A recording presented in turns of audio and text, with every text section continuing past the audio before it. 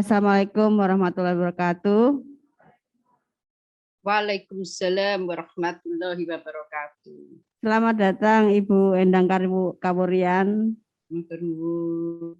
Saya Bu Ikarini, Bu, temannya Bu Ayu juga. Saya ibunya Bu Ayu yang gendut. Eyangnya Sueb, nggih. Eyangnya Sueb.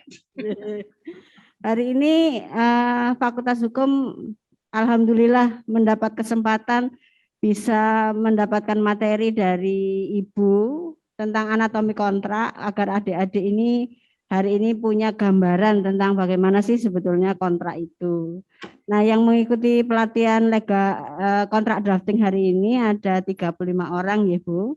Nah, adik-adik itu saya ingin perkenalkan dulu ya.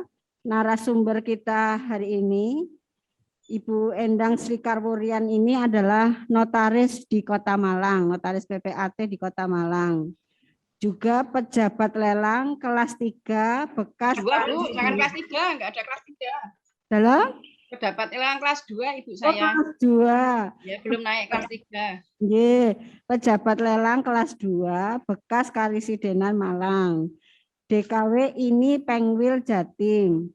DKW IPPAT Pengwil bidang notariat PP ini Dewan Pakar PPI PPAT, seorang istri, ibu 2 anak, ibunya Bu Ayu sing lemu dan nenek 2 orang cucu. Nah, itu Bu Endang Kawurian sudah lengkap sekali. Kalian masih ingat Bu Ayu kan? Oke, kalau mahasiswa jurusan perdata pasti harus tahu Bu Ayu Citra. Ini ibunya Bu Ayu, Bu Endang ini ibunya Bu Ayu yang nanti hari ini akan memberikan materi kepada Anda sekalian. Monggo Bu Endang untuk mempersingkat waktu untuk memberikan materi untuk adik-adik. Waktu dan tempat kami persilahkan. Matur nuwun Bu Ikarini. Assalamualaikum warahmatullahi wabarakatuh. Selamat sore, salam sejahtera untuk kita semua. Alhamdulillahirabbil alamin. Pada siang yang gerah ya kebetulan di Malang kita dapat bertemu, berjumpa, bersilaturahmi. Insya Allah silaturahmi kita ini membuahkan manfaat yang baik. Sebelum saya lanjutkan, terima kasih saya sampaikan kepada Pak Dekan berikut jajarannya, Bapak Ibu pemangku jabatan, KPS S1, KPS S2 maupun KPS S3 yang insya Allah telah memberikan kesempatan saya untuk berbagi di sini. Sebelum dilanjutkan, sekali lagi saya mohon maaf manakala ada kekurangan dalam menyampaikan materi karena sifatnya saya ini adalah sharing. Saya tidak bisa menggurui karena saya sebagai manusia pasti tentunya banyak kesalahan, kekhilafan. Dan yang sangat pasti adalah saya salah seorang dari hamba yang fakir akan ilmu. Pada siang hari ini, insya Allah saya diberi tugas oleh fakultas untuk menyampaikan materi tentang anatomi kontrak ya.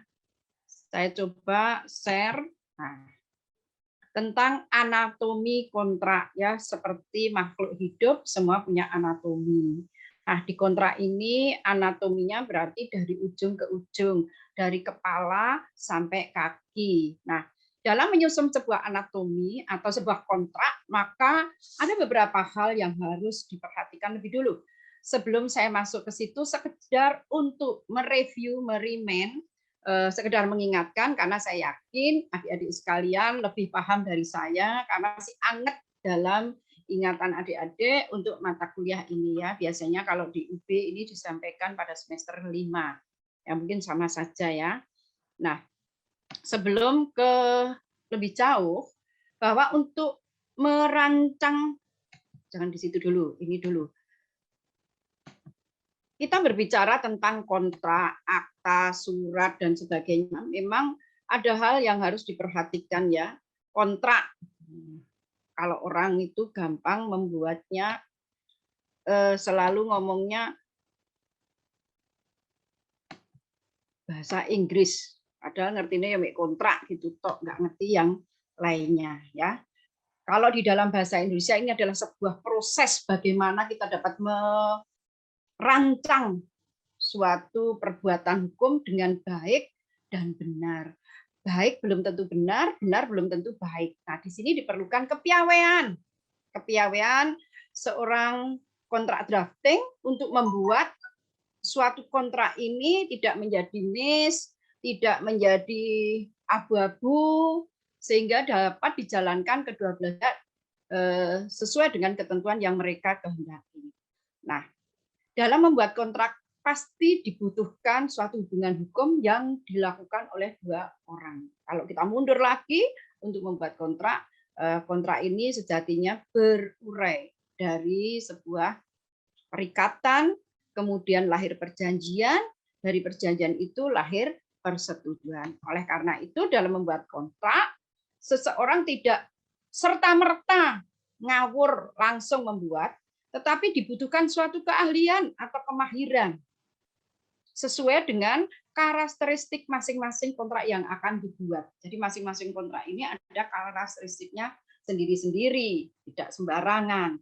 Nah, contoh, misalnya kita mau membuat kontrak tentang sewa menyewa, maka ada karakteristik sendiri untuk membuat kontrak sewa menyewa. Kita mau membuat kontrak jual beli, maka ada karakteristiknya tersendiri. Jadi masing-masing kontrak itu mempunyai karakteristik yang sendiri-sendiri. Yang sebelumnya harus dibuat analisa, kajian, interpretasi, supaya tidak melanggar 1320, 1337, 1338, asas-asas hukum, dan peraturan undang-undangan. Karena asas hukum kontrak ini juga banyak banget ya. Ini yang harus dipahami dengan baik dan benar.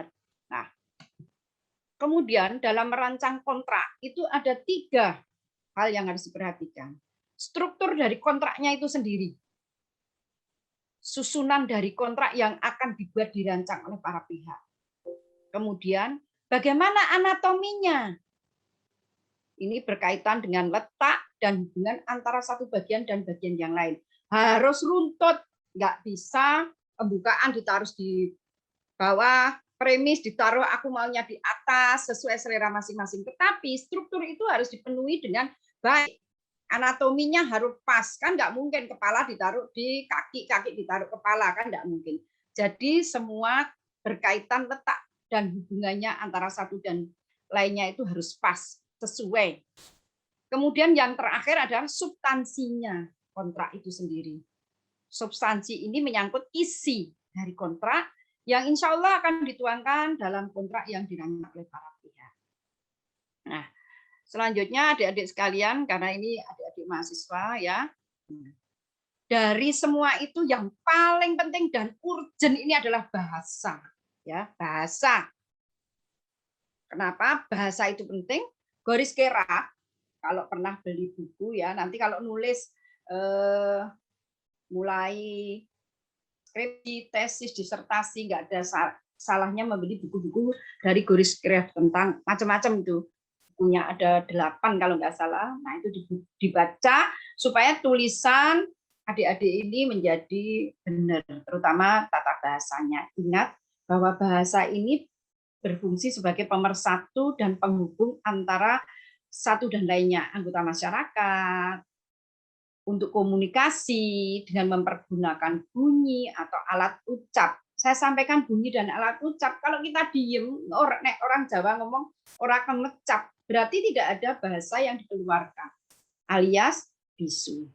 Nah, fungsi dari bahasa untuk kontrak itu sendiri adalah sebagai pemersatu. Yang kedua, kas. Yang ketiga, pembawa kewibawaan, dan yang terakhir, kerangka acuan. Ingat, bahasa Indonesia adalah bahasa pemersatu. Yang kedua, pemberi kas. Kas untuk bahasa tulisan, bahasa ilmiah, itu berbeda dengan bahasa sehari-hari. Berbeda dengan bahasa perkawanan ya. Perkawanan itu mah merusak bahasa. Bahasanya diwolak-walik, bahasanya Indonesia campur Inggris, tambah nggak karu-karuan. Itu kasnya. Nah, tapi kalau bahasa baku ini memberi kas karena apa? Ini pasti bahasa resmi, bahasa sebuah tulisan, bahasa sebuah kontrak. Jadi nggak bisa bahasa semaunya sendiri. Masa bermaksud untuk, nggak mungkin dimaksud maksud lo. Nah ini pemberi kekasan.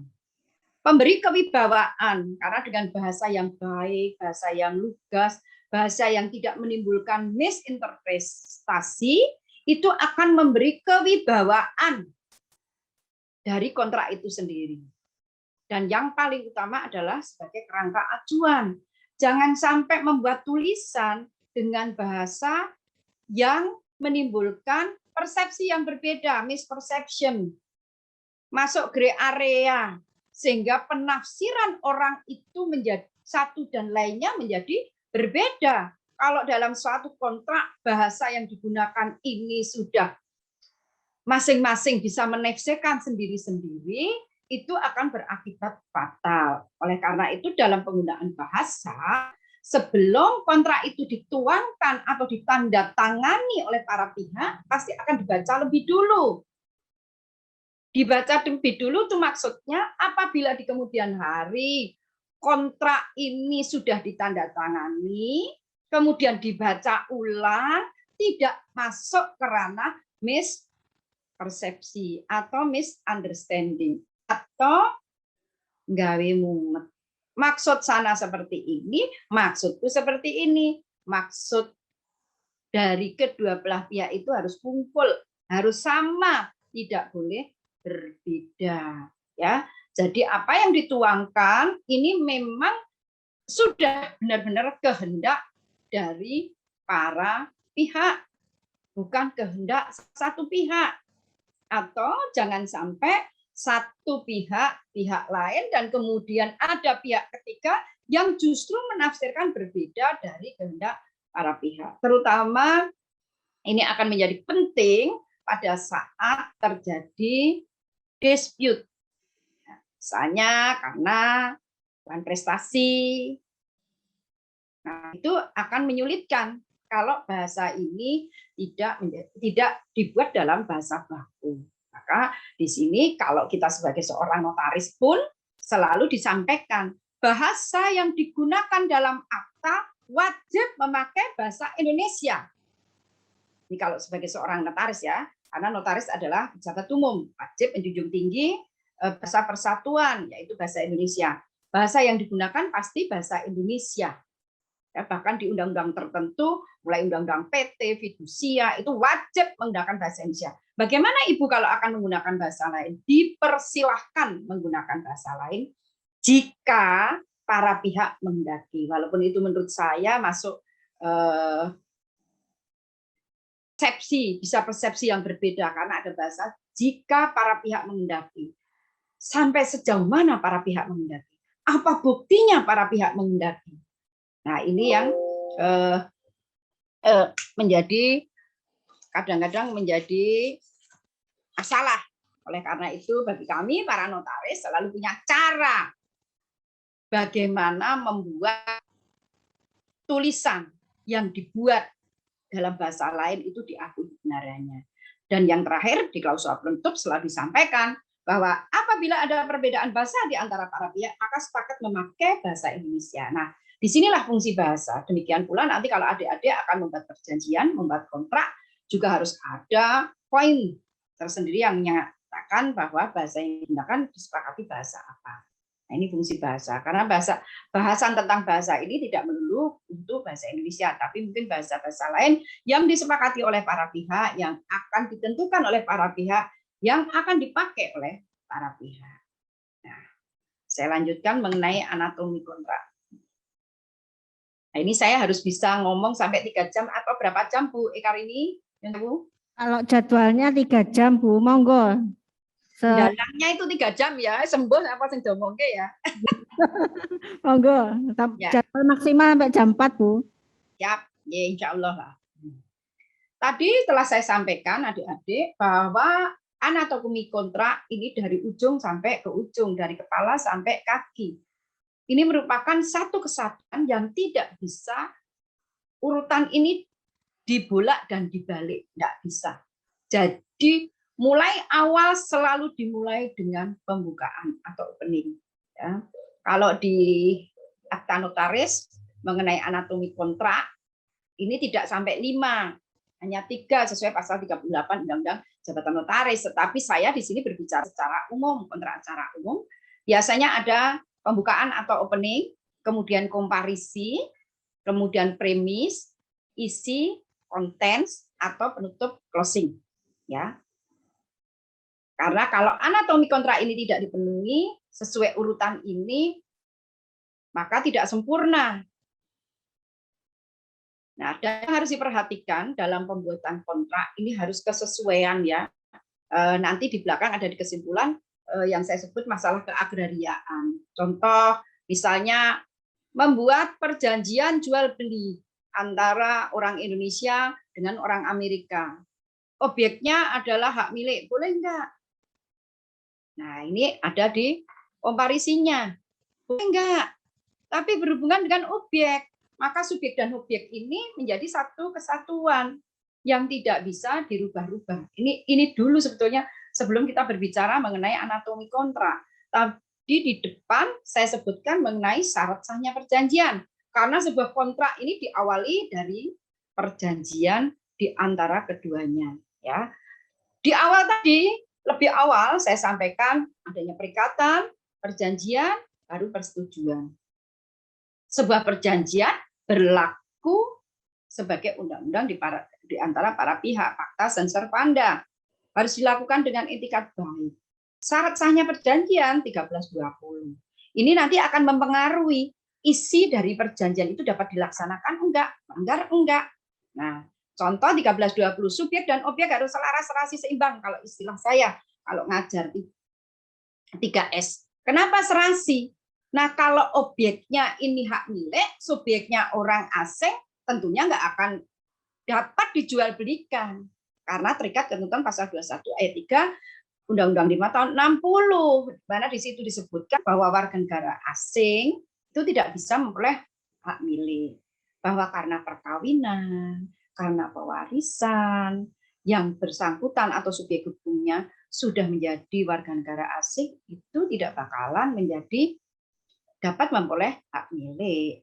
Nah, itu.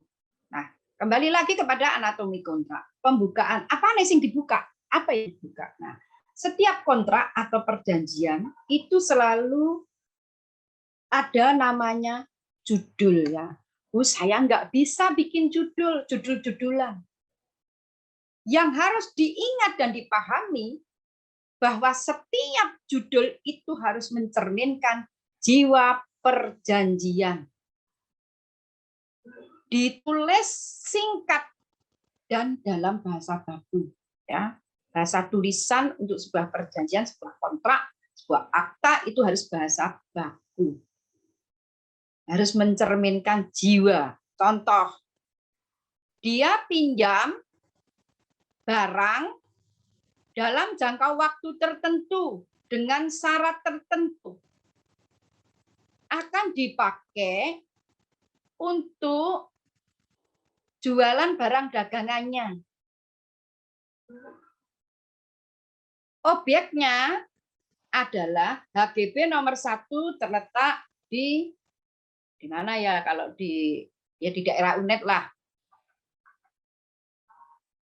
Kalau dia tidak membayar dalam jangka waktu yang ditentukan, maka dia pinjam. Berarti kalau pinjam itu akan saya tulis perjanjian sewa menyewa.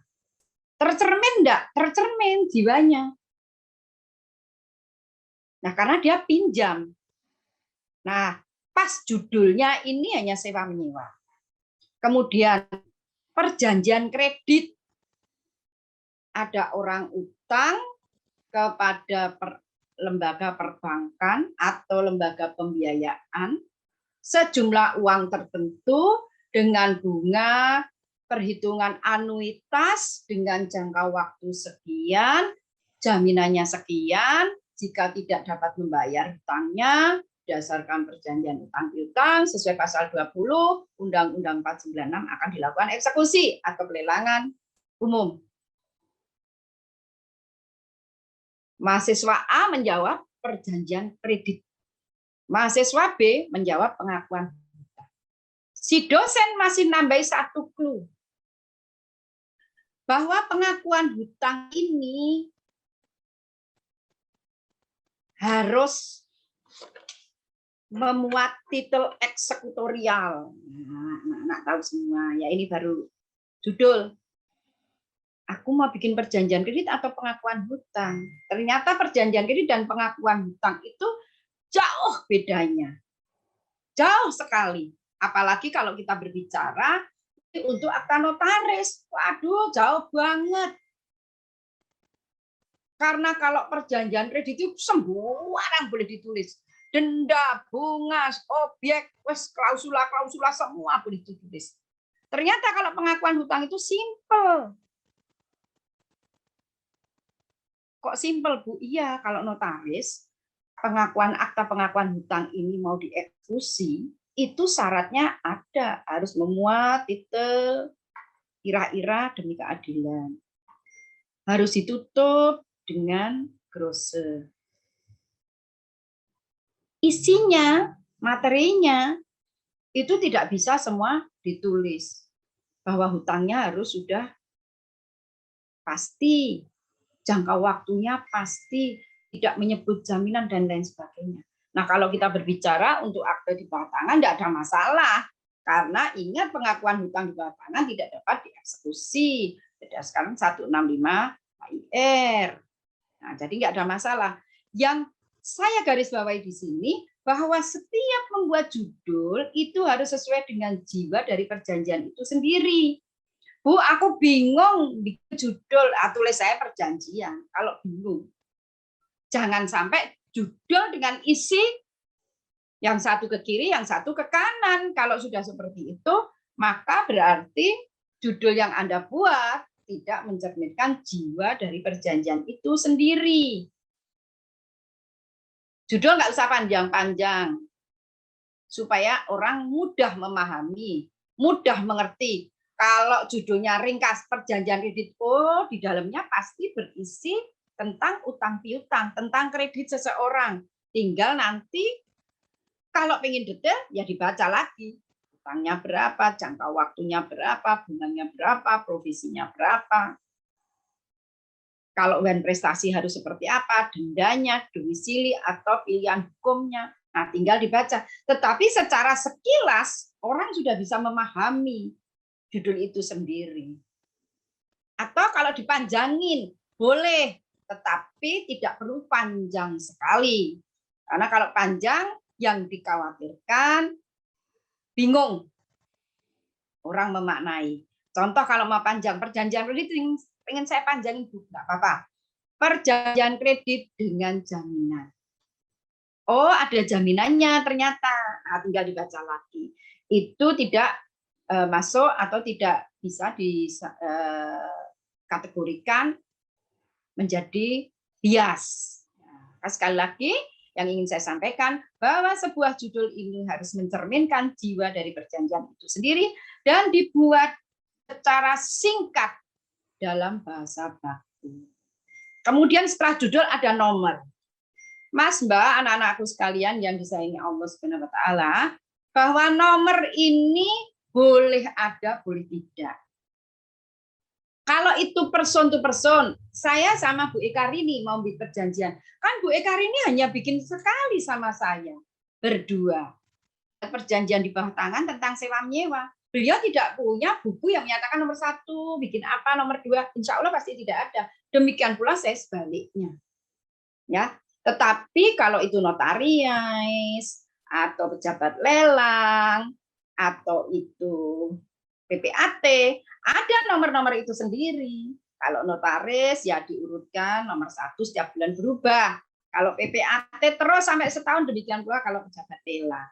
Atau kalau di institusi pemerintah, oh ini perjanjiannya orang TU sama siapa.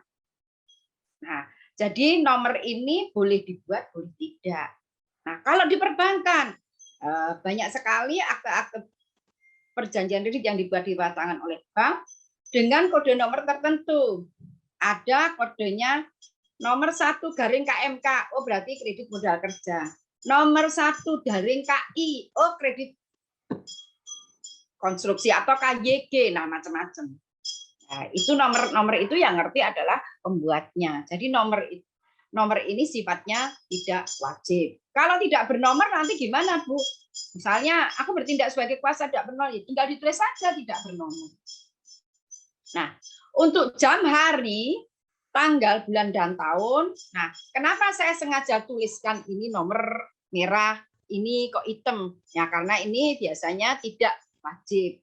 Jam ini juga tidak wajib, tapi hari, tanggal, dan bulan wajib. Karena pada hari tersebut telah dilakukan penandatanganan isi dari perjanjian atau kesepakatan di antara para pihak untuk mengidentifikasi bahwa benar pada hari, tanggal, bulan, tahun tersebut telah ditandatangani kesepakatan di antara dua pihak tentang apa? Nah, tadi tentang sewa menyewa. Ya, berarti pada hari ini Senin tanggal 6 September 2021 bertempat di Malang. Kami yang bertanda tangan di bawah ini siapa? Bisa juga seperti ini. Pada hari ini Senin tanggal 6 September 2021 yang bertanda tangan di bawah ini adalah 1 Ibu Dr. Ekarini, selanjutnya disebut pihak pertama. 2 Endang Sri Kawuryan, selanjutnya disebut pihak kedua. Lah Bu, pelaksanaan penandatanganan ada di mana? Boleh ditaruh di belakang. Perjanjian ini telah ditandatangani sempurna bertempat di Malang. Ya, jadi itu bisa dibalik. Kemudian nama lengkap dan kedudukan notaris ini seandainya Anda sebagai notaris, karena ini nanti akan menunjukkan otentisitas dari akta itu sendiri. Kedudukan notaris di Kabupaten Jember, tanda tangannya dibuat dan diresmikan di Jakarta. Nah, itu bukan akta otentik, akta di bawah tangan. Karena tidak ada kesesuaian antara tempat kedudukan dengan penutupnya tadi dibuat dan diresmikan. Peresmian aktanya tidak di wilayah notaris. Karena kedudukan notaris kota kabupaten, wilayahnya adalah provinsi. Ini akan menunjukkan ketidakotentikan dari akta. Kalau akta tersebut menjadi tidak otentik, pasti seorang notaris, PPAT, maupun pejabat lelang dapat dituntut ganti rugi.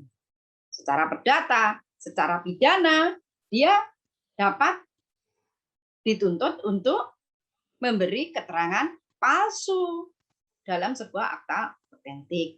Maka Mas atau Mbak, kalau membuat perjanjian, walaupun itu di bawah tangan, selayaknya seharusnya wajib menuliskan tidak backdate. Ya, tidak backdate. Ya kalau ditandatangani pada hari ini, tulis saja hari ini. Ngapain kita harus menulis sesuai yang tidak sesuai dengan kenyataannya? Karena risiko ada pada para pihak. Nanti kalau yang satu bilang, aku pada tanggal itu tidak ada di Jember, tapi aku ada di Jakarta. Buktinya mana? Ini tiket pesawat saya. Nah, kalau sudah kayak gitu kan bisa menjadikan ketidakbaikan. Ingat ya, kekuatan pembuktiannya menjadi tidak sempurna. Sekarang komparisi atau partis ini yang sangat-sangat penting. Kenapa saya sampaikan sangat penting? Karena ini merupakan subjek hukum. Ya, Bapak Ibu, komparisi itu subjek. Mbak, Mas, subjek itu adalah person atau reperson, kalau boleh singkatnya seperti itu. Tapi di sini Ibu jelaskan bahwa komparisi ini adalah identitas para pihak, kedudukan para pihak dalam melakukan tindakan, makanya person, reperson. Di samping identitas, kedudukan para pihak, ingat ya, identitas para pihak, subjek, person, reperson. Person ini juga nanti akan berhubungan dengan C. Reh Bigwam Haid. Reh Bifut Haid. Dasar kedudukan para pihak akan berhubungan dengan reh handelingen. Ingat, kalau kita berbicara tentang komparisi subjek hukum, orang atau person, kita harus ingat Undang-Undang Nomor 1 Tahun 74 ya, Undang-Undang Nomor 1 Tahun 74. Itu undang-undang perkawinan yang sampai hari ini alhamdulillah belum ada revisi, belum ada perubahan. Jadi suka tidak suka kita memakai aturan tersebut. Di situ disebutkan bahwa yang dinamakan dewasa itu adalah seorang perempuan yang telah menikah. Nah, menikahi umur 16 bagi wanita dan 19 tahun bagi laki-laki. Jadi person itu ada yang belum dewasa. Siapakah yang belum dewasa? Kalau kita melihat pasal 1330 1330, siapakah yang dianggap tidak cakap? Yang dianggap itu adalah mereka yang belum dewasa.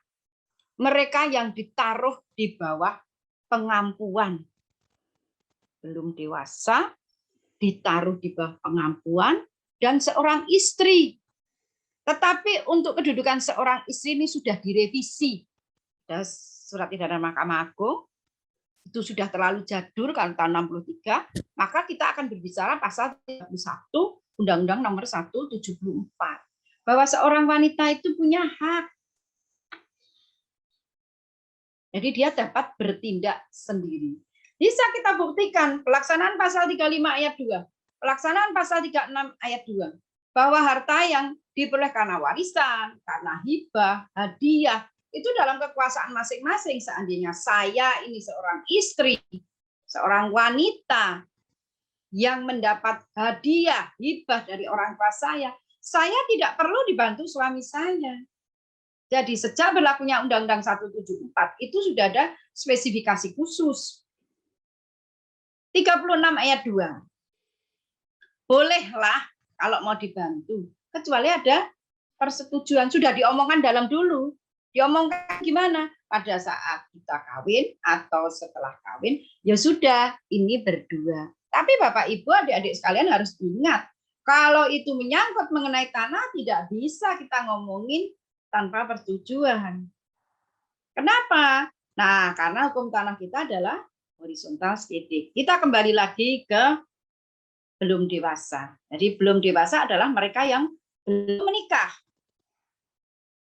Berarti kalau belum menikah, usianya 18 tahun. Memang di Indonesia ini luar biasa ya pembuat undang-undang. Banyak undang-undang satu dengan yang lainnya kalau ngomongin belum dewasa berbeda-beda. Kenapa saya sampaikan berbeda-beda? KUH Perdata pasal 330. 21 tahun itu disebut belum dewasa. Undang-undang tentang SIM, lalu lintas. Kalau belum 17 tahun dianggap belum dewasa. Saat naik kendaraan. Banyak undang-undang yang benturan.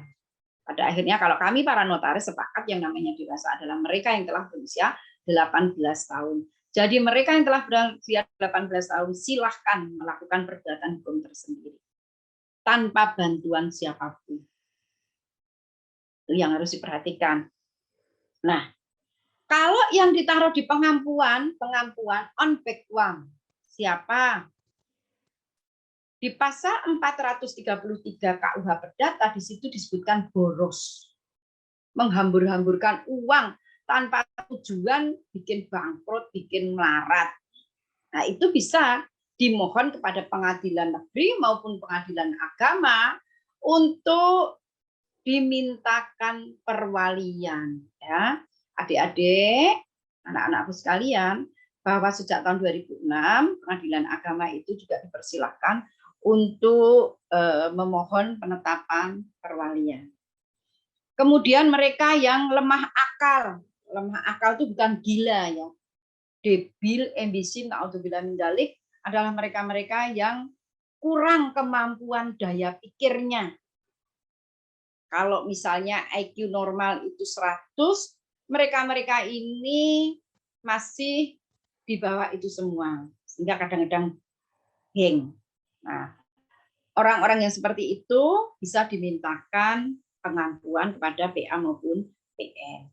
Yang terakhir adalah memang hilang ingatan. Ya sudah gila, tidak mengerti siapa dirinya. Jadi kesimpulannya adalah subjek hukum yang dewasa adalah mereka yang telah berusia 18 tahun atau sudah menikah. Atau sudah menikah. Itu yang dapat bertindak atau yang dapat sebagai partis atau kumparan. Nah, yang sudah menikah pun kita juga harus bagi lagi. Kita harus hati-hati lagi. Karena menikah itu bisa bercerai, bisa menikah dengan perjanjian kawin, bisa menikah dengan tanpa perjanjian kawin. Ingat, dengan ada putusan Mahkamah Konstitusi nomor 169, maka perjanjian kawin juga dapat dibuat selama perkawinan. Oleh karena itu, jika adik-adik ini membuat komparan atau partis, harus hati-hati. Walaupun saya, adik-adik, membuat ini untuk kepentingan kontrak drafting yang dibuat di bawah tangan, tapi tidak bisa mengabaikan hal tersebut. Kalau memang dia sudah menikah, ya sudah, tidak ada perjanjian kawin, berarti pasangan kawinnya harus ikut tanda tangani. Kalau mereka sudah bercerai, maka kita akan cek kapan perceraiannya, kapan harta itu diperoleh. Ingat tadi Ibu sampaikan di pasal 35 Undang-Undang 174 disebutkan, harta yang diperoleh dalam perkawinan merupakan harta bersama. Dengan demikian, kalau akan melakukan perbuatan hukum yang menjual atau menghilangkan harta bersama tersebut, maka harus dilihat lebih dulu. Ya, harus dilihat lebih dulu. Harta itu diperoleh kapan? Kalau itu diperoleh dalam perkawinan, maka pasangan kawinnya harus ikut menandatangani. Kalau itu dibuat atau diperoleh sebagai hadiah, diperoleh sebagai hibah, maka yang harus dicatat oleh Bapak Ibu sekalian, adik-adik, berlakulah ketentuan pasal 35 ayat 2. Pasal 35 ayat 2 itu menyebutkan yang sebagai hadiah dan lain sebagainya. Hadiah, warisan, dia dapat bertindak sendiri. Peduli laki atau perempuan. Jadi nanti bunyinya, identitasnya Parjo.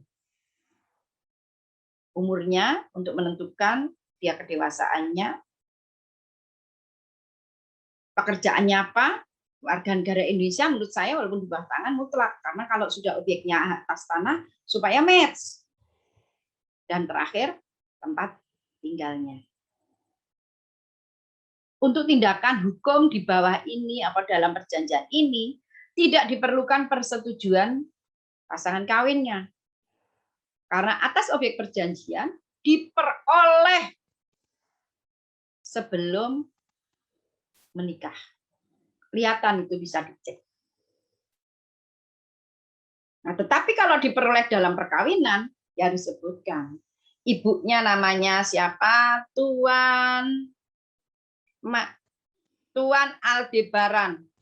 Lahir di Mekah tanggal 21 Januari 1974. Warga negara Indonesia, wira swasta bertempat tinggal di Jalan Maju Mundur, nomor sekian RT RW Kelurahan Kecamatan. Kota mana? Untuk tindakan ini perlu mendapat persetujuan dari istrinya. Bu, kalau istrinya lebih satu, nanti dulu. Istrinya yaitu Nyonya Amanda Manopo, tulisannya sama.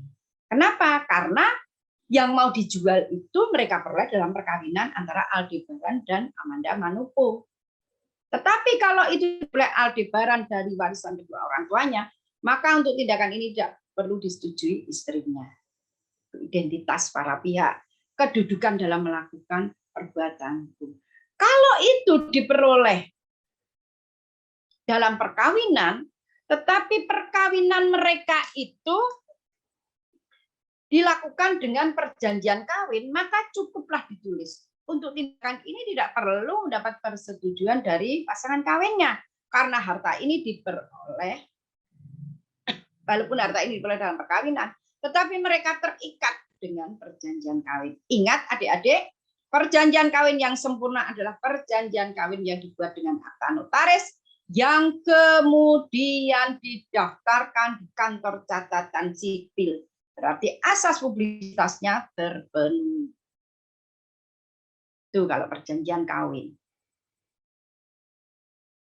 Demikian pula kalau perjanjian kawin itu dibuat setelah mereka menikah, maka harus cek antara objek dan pelaksanaan perjanjian kawinnya. Jadi itu kalau person, diingat person itu dibagi dua, dewasa dan tidak dewasa. Tidak dewasa adalah orang yang atau person yang usianya di bawah 18 tahun atau yang ditentukan dalam pasal 433 KUH Perdata, yaitu mereka yang boros, mereka yang lemah akal, mereka yang dungu atau kehilangan akal. Dewasa dibagi dewasa yang telah berusia 18 tahun, dewasa yang telah menikah, menikah juga dibagi pernah menikah, menikah tanpa perjanjian kawin, dan menikah dengan perjanjian kawin. Nah, komparisi di situ. Ya, ini untuk A. Sedang dasar kedudukan para pihak dalam melakukan tindakan. Seorang direktur perseroan terbatas. Nah, ini tadi sudah berhubungan dengan huruf C. Reh, big, buam, haid, itu yang atas. Reh, bifut, ya. PT yang mewakili tindakan hukumnya adalah siapa? Pasti adik-adik tanya, mana anggaran dasarnya? Ya. Kalau PT berdasarkan Undang-Undang Cipta Kerja kemarin sudah boleh bikin sendiri hanya dengan pernyataan, tapi bisa nggak dipakai? Nggak bisa itu dipakai. Karena tetap ada syarat di Undang-Undang PT bahwa jika dalam jangka waktu 6 bulan, maka para pemegang saham harus tarik temannya supaya ada 2 orang. Namanya andil, masing-masing saham harus ada. Sebentar, kok adem?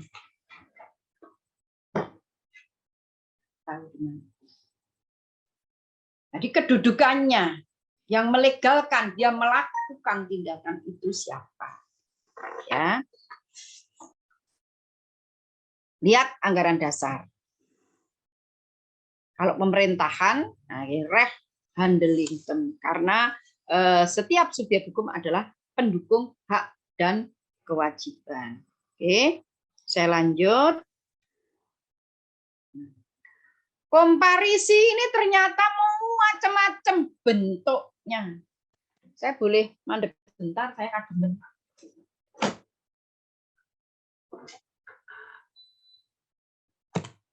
Komparisi ini saya hanya singkat, mencoba singkat. Yang tadi pertama itu sebutkan tadi adalah untuk diri sendiri. Kalau dewasa untuk diri sendiri gampang.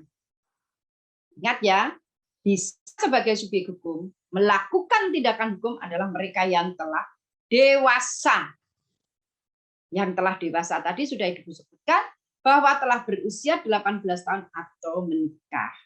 Berarti kalau untuk diri sendiri, bertindak untuk diri sendiri bunyinya, ya namanya siapa, umurnya berapa, sebagai bukti ya. Nah, umur, warga negara Indonesia, sekali lagi Ibu tetap pakai walaupun itu di bawah tangan, karena jangan sampai kesandung kalau itu berhubungan dengan keagrariaan. Kemudian pekerjaan, baru tempat tinggal. Bu, kalau lengkap mau saya tulis termasuk pemegang NIK, boleh, tidak ada masalah. Justru itu menguatkan dalam perjanjian. Karena di Indonesia sekarang satu orang satu NIK. Ada enggak? Ya namanya ada kemungkinan. Saya tidak bisa ngomong tidak ada, nggak bisa. Ya. Berarti kalau untuk diri sendiri berarti tadi nama Nyonya Amanda Manopo lahir di Jakarta pada tanggal 19 Mei 1983, warga negara Indonesia, artis, bertempat tinggal di Jalan Jenderal Sudirman nomor 5, rukun tetangga 05, rukun warga 007, Kelurahan Mampang Perapatan, Kecamatan Mampang, Kota Jakarta Utara. Itu kalau untuk diri sendiri.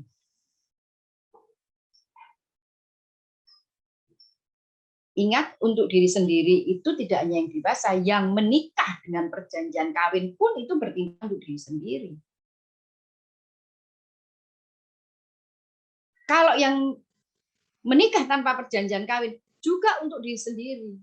Kenapa Bu? Dua kok diomongin diri sendiri? Lah iya, karena mereka mewakili pribadi. Suami istri itu satu pribadi. Jadi di situ disebutkan untuk tindakan ini disetujui istrinya.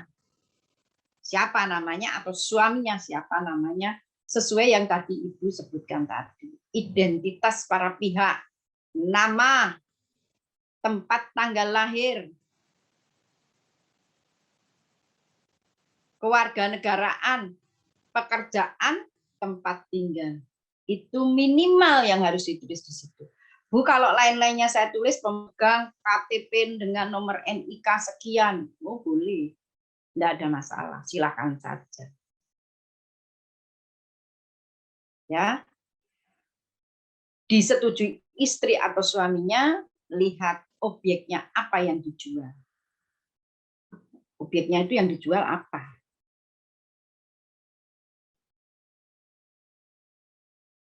Nah, sebagai kuasa bisa. Ingat Mas ya, sebagai kuasa ini bisa kuasanya dibuat tanpa campur tangan pejabat umum. Berarti antara kau dan aku membuat kuasanya. Bisa juga kuasanya dibuat oleh pejabat umum, di mana penandatanganannya ini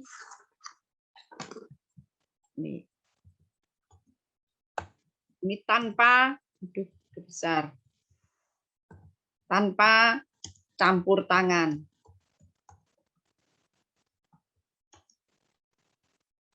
Ada lagi, tanpa campur tangan. Kemudian legalisasi. Kemudian warmerting. Nah ini. Kuasanya ini bisa dengan cara seperti ini. Bisa dilegalisasi, bisa di warmaking, bisa tanpa campur tangan. Kalau sudah dilegalisasi, berarti Mbak, Mas, anak-anakku sekalian, menandatangani kuasa itu harus di hadapan seorang pejabat umum, dalam hal ini notaris. Sehingga tulisannya, komparisinya menjadi nama,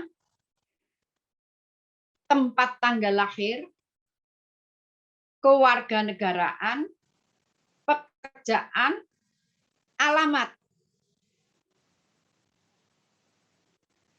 Dalam hal ini bertindak sebagai kuasa dari, oleh karena itu, untuk dan atas nama siapa. Ingat, dalam hal ini bertindak sebagai kuasa dari oleh karena itu untuk dan atas nama, titik 2, namanya siapa, tempat tanggal lahir, kewarganegaraan, pejabat, dan alamat. Sebut kalau itu tanpa campur tangan. Yang dibuat di bawah tangan bermaterai cukup, tertanggal berapa, nomor kalau tidak bernomor tulis yang tidak bernomor. Jadi jelas dasar kuasanya. Dasar kuasanya adalah dibuat di bawah tangan, bermaterai cukup, tertanggal berapa, kalau ada nomor ditulis bernomor berapa. Kalau tidak ada nomor ditulis tidak bernomor. Itu kalau sebagai kuasa. Jadi identitas pemberi kuasa dan penerima kuasa harus jelas. Pertama ditulis penerima kuasanya dulu, sebagai kuasa dari pemberi kuasa, dasarnya kuasa yang dibuat di bawah tangan, bermaterai cukup, karena tanpa campur tangan, pejabat. Ini yang di bawah tangan semuanya. Tertanggal nomor. Bagaimana kalau kuasanya itu dilegalisasi?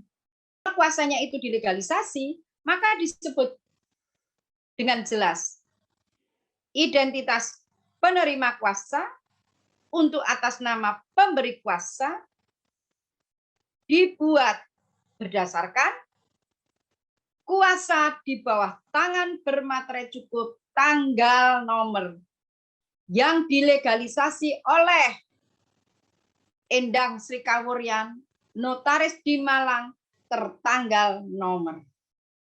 Di identitas pemberian kuasanya didasarkan pada legalisasi. Melegalisasi berarti si notaris melihat tanda tangan dari para pihak. Jadi kuasa yang kalian buat itu tidak boleh ditanggali dan tidak boleh ditandatangani. Hanya akan ditanggali dan ditandatangani di hadapan notaris. Itu kalau legalisasi. Sehingga di sini notaris bertanggung jawab terhadap sahnya tanda tangan penerima dan pemberi kuasa. Nah, ada lagi yang di war making. Kalau di war making bagaimana, Bu? Namanya war making itu hanya mencatat dalam buku daftar yang disediakan notaris. Jadi dari rumah sudah ditandatangani, sudah ditanggali, tanggalnya lampau silahkan. Datang ke kantor notaris tidak perlu dua pihak, cukup minta tolong orang lain pun diperbolehkan. Nah, kalau bertindak sebagai kuasa dengan cara di war making, maka tulisannya akan menjadi seperti ini. Identitas pemberi kuasa identitas penerima kuasa bertindak atas nama pemberi kuasa berdasarkan surat kuasa dibuat di bawah tangan bermaterai cukup tanggal nomor yang dicatat dalam buku daftar yang disediakan notaris dalam kurung gewarmek pada tanggal nomor. Tapi ada juga kuasa yang dibuat dengan cara notaris. Yang dibuat dengan akta notaris. Ada. Nah, kalau dibuat dengan akta notaris, maka Anda dalam menulis komparisi adalah identitas penerima kuasa yang mewakili pemberi kuasa berdasarkan akta notaris yang dibuat di hadapan siapa, notaris di mana, pada tanggal berapa, nomor berapa. Nah, kalau notaris harus disebut pula jam atau pukulnya. Nah, insya Allah sampai kuasa ini gamblang ya, mudah-mudahan untuk diri sendiri gampang, kecil. Kuasa itu dibedakan. Kuasa di bawah tangan, tanpa campur tangan, kuasa di bawah tangan dengan campur tangan notaris yang disebut legalisasi, kuasa dengan campur tangan notaris tetapi hanya didaftar yang disebut gewarmek atau warmaking, dan terakhir dengan campur tangan notaris yang dibuat dengan akta otentik. Nah, semuanya bukan akta otentik, hanya akta notaris. Kemudian komparisi yang ketiga adalah dalam jabatannya. Dalam jabatan, kedudukan, badan usaha, badan hukum, badan keagamaan, pemerintahan, dan lain sebagainya. Nah, dalam jabatannya berarti dia adalah menduduki jabatan tertentu. Ya, badan usaha itu ada CV, ada firma, ada perserikatan perdata, ada UD, ada lembaga, banyak sekali. Nah, badan hukum, ini ingat Mbak Mas, hanya ada 4. PT, yayasan, koperasi, perkumpulan. Semuanya pasti ada akta notarisnya.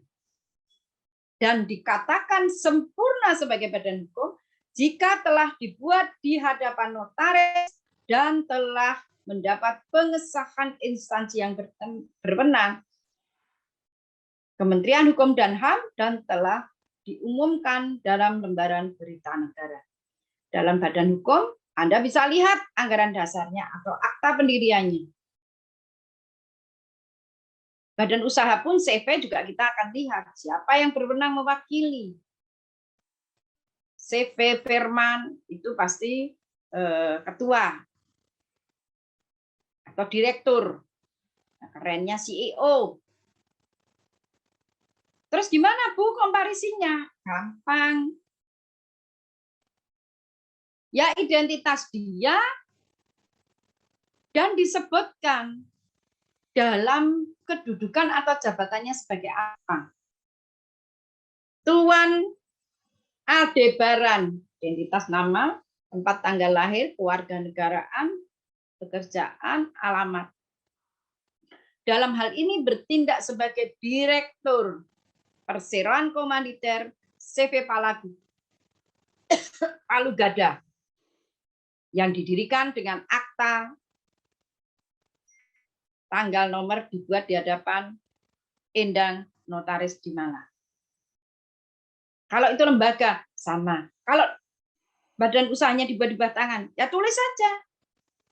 Dalam hal ini bertindak sebagai direktur dari lembaga. Maju kena, mundur kena, dibuat di bawah tangan, bermaterai cukup tanggal nomor. Sampai dengan penandatangan perjanjian ini bisa ditambahi bahwa tidak pernah mendapat pengesahan dari instansi yang benar. Nah, dengan badan hukum tadi ada 4. Berarti cek. 1 dicek, oh sudah dibuat di hadapan notaris.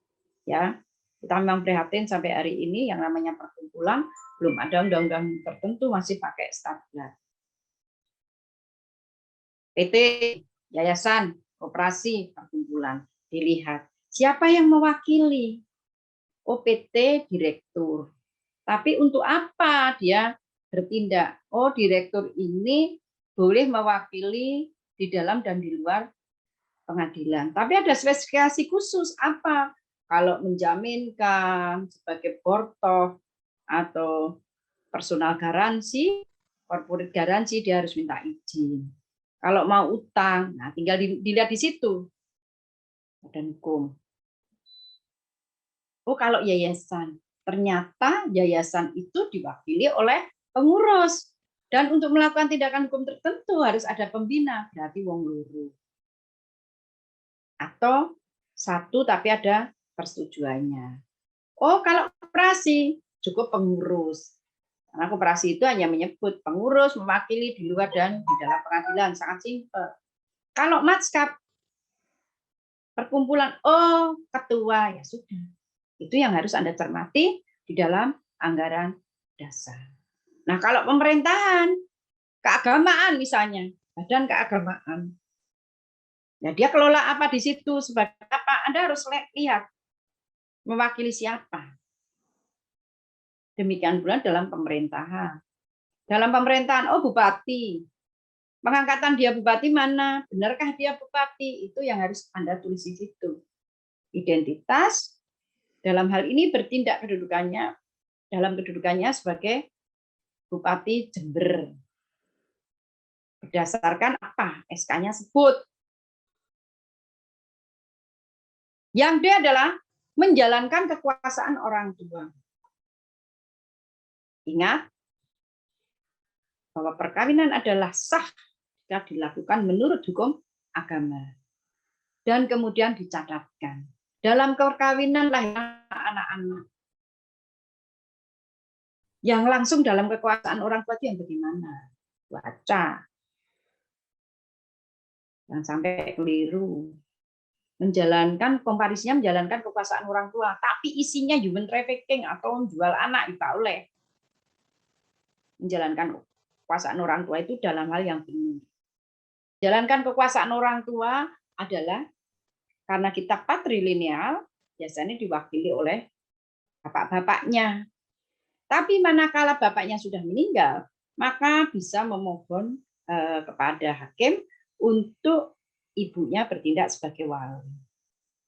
Nah, biasanya menjalankan kekuasaan orang tua dan wali itu suka digabung.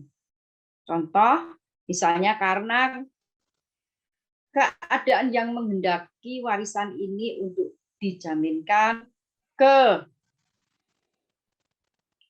bank, maka kita bisa memohon kepada pengadilan dalam rangka menjalankan kekuasaan orang tuanya untuk nyekolah ke anak E, maka dia minta dia sebagai wali dan sekaligus memohon izin untuk menjaminkan. Nah, di situ disebutkan siapa orang tuanya namanya. Dalam hal ini bertindak sebagai wali dari anaknya yang belum dewasa bernama siapa, umur, warga negara Indonesia, pekerjaan, sekolah, pelajar, mahasiswa, tempat tinggal sealamat dengan orang tuanya. Maka di situ dalam hal ini bertindak dalam menjalankan kekuasaan orang tua sekaligus berwali. Itu harus jelas ya. Jadi menulis identitas itu harus jelas. Sebagai pengampu, tadi Ibu sudah sampaikan di 433 yang bisa sebagai pengampu atau siapa yang bisa diampu adalah mereka-mereka yang boros atau kurang akal, lemah akal, imbecil, debil, dan lain sebagainya, yang IQ-nya kurang. Yang terakhir adalah mereka yang memang lemah ingatan, bukan lemah lagi, tidak punya ingatan, yaitu siapa? Ya orang gila. Nah, di sini dalam menjalankan kedudukannya sebagai wali maupun pengampu, itu seharusnya minta penetapan pengadilan. Karena kalau itu tetap dijalankan, dikhawatirkan akan merugikan anak yang diampu atau anak yang diwakilinya. Seperti itu. Sekarang premis atau resital. Saya boleh minum sebentar ya. Bu Ekarini, izin minum sebentar ya. Monggo. Tak miring. Bu Endang. Ada tanya jawab. Setelah materi make ada tanya jawab. Boleh. Nek gak iso jawab, sing jawab Bu Ekarini. Nggih, siap. Ya iyalah, aku kan dosen-dosenan. Premis atau resital, ya, Bu. Premis atau resital, kadang boleh ada, kadang tidak. Itu tergantung kok. Karena menurut saya premis atau resital yang dalam bahasa asing disebut premito itu hanya pengantar atau pendukung, atau bisa juga disebut sebagai pernyataan awal atau keterangan dari sebuah isi. Kalau tidak dikasih, apakah menjadikan perjanjian yang kita buat menjadi batal atau tidak sempurna? Tidak ada hubungannya premis. Ya, memang premis ini sebagai pemanis kalau saya sampaikan. Statement of fact. Jadi harus ada hubungannya dengan fakta kejadian sebenarnya. Misalnya, contoh premis untuk jual beli yang belum lunas. Seperti apa premisnya, Bu? Sebut aja. Pihak pembeli ingin membeli objek dalam jual beli ini. Namun dia belum mempunyai seluruh uang yang dibutuhkan untuk pembelian. Sehingga para pihak sepakat membuat perjanjian dengan memakai syarat dan ketentuan sebagai berikut. Premisnya yang di underscore tadi, di bold tadi, karena pembeli belum mempunyai uang untuk bayar langsung. Cash and carry, bayar gomuleh, belum punya duit itu. Sehingga dikasih premis, keinginan pembeli untuk membeli, tapi karena satu dan lain hal, dia tidak dapat memenuhi semuanya. Maka dibuat aturan mainan untuk jual beli adalah sebagai berikut. Kalau tidak pakai Ibu, seperti itu gimana, Bu? Tidak ada masalah. Kalau tidak pakai itu, ya sudah. Selanjutnya para pihak sepakat membuat perjanjian dengan ketentuan sebagai berikut, selesai. Tinggal nanti diisi, disebutin bahwa harganya Rp10, baru dibayar Rp2, sisanya akan dibayar dengan cara mengangsur. Nah, disitulah bedanya Bapak Ibu sekalian. Kalau dikasih resital, maka menjadi pemanis, ya, menjadi pemanis. Ada pengantarnya, ada pendahuluannya, tidak serta-merta. Kalau bahasa Jawa ngomongnya tidak tunjuk poin. Nah, kalau seperti adik-adik kalau mau melamar, kan tidak langsung, saya mau melamar anak Bapak.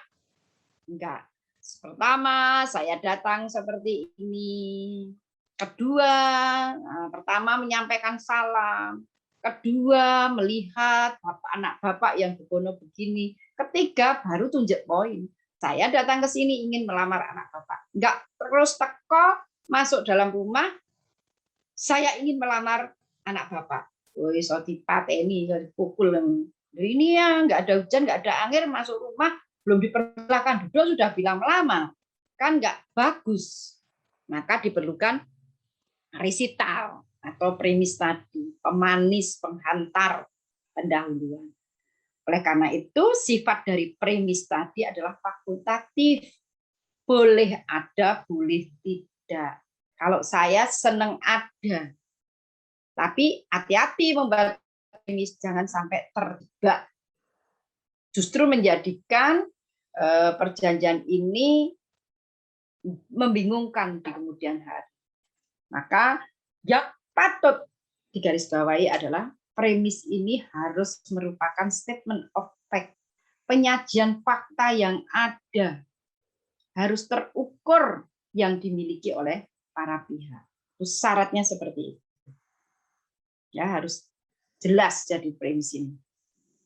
Kalau premis tidak jelas, mending nggak usah dikasih premis atau resital.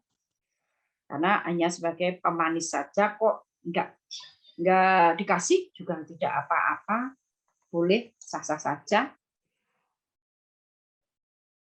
Nah, kemudian isi,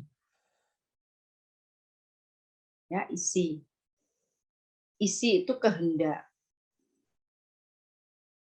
Maka seorang notaris tidak bisa digugat karena isinya akta otentik itu tidak bisa digugat. Isinya nggak benar. Karena isi ini merupakan kehendak. Tugas notaris, tugas pejabat umum hanya mengkonstatir kehendak dua pihak. Kamu maunya apa? Maunya. Aku maunya pinjam barang. Ditanya lagi pihak yang satunya, pinjam barang itu nyewa ya? Ya. Setahun 50 juta. Oh, setahun 50 juta. Dia mau nyewa 2 tahun. Berarti 100 juta. Per tanggal berapa? Mulai tanggal 6 September 2021 sampai 2023. Berarti 2 tahun. Kamu bayar semuanya apa enggak? Enggak, Bu. Saya bayar 50 juta. Sisanya 50 juta akan saya bayar setelah 1 bulan. Jika setelah 1 bulan saya tidak bayar yang 50 juta, maka anggap saja perjanjian 1 tahun. Pemilik rumah ditanyain, mau kamu bikin perjanjian seperti itu? Mau, tidak ada masalah, Bu. Tapi tolong kalimat-kalimat itu, bahasa itu ditulis dengan baik dan benar, tidak mengandung gray area, tidak mengandung bahasa abu-abu, tolong tulis dalam bahasa baku yang mudah dimengerti sekarang maupun di kemudian hari. Ditulislah oleh si notaris bahwa perjanjian ini dilakukan dalam jangka waktu 2 tahun seharga 100 juta, di mana masing-masing 1 tahun adalah 50 juta. Dia akan menyewa mulai 6 September 2021 sampai 6 September 2023. Dengan klausula, jika dia tidak membayar 1 bulan sejak ditandatangani perjanjian ini, maka dianggap 1 tahun saja. Nah, itu bisa yang menuliskan adalah para penghadap. Kehendak para penghadap, tugas notaris mengkonstatir. Maka kalau ada notaris yang dipanggil karena tidak bisa melaksanakan isinya karena beban prestasi, ya lucu itu. Yang memenuhi prestasinya bukan notaris, tapi para pihak. Demikian pula adik-adik yang membuat perjanjian atau kontrak drafting di bawah tangan harus bisa memformulasikan isi daripada perjanjian itu. Dimengerti dulu. Oh, dia mau sewa. Kalau dia tetap sewa 2 tahun, dibayar juga 2 tahun, tapi kemudian dia nggak keluar. Oh, ada itu aturan namanya panbeslah. Nanti kuasai dulu. Tidak sekedar menulis. Apakah perjanjian keinginan dari para pihak tadi memenuhi ketentuan undang-undang, tidak melanggar, isinya mau jual beli istri tua, melanggar, human trafficking.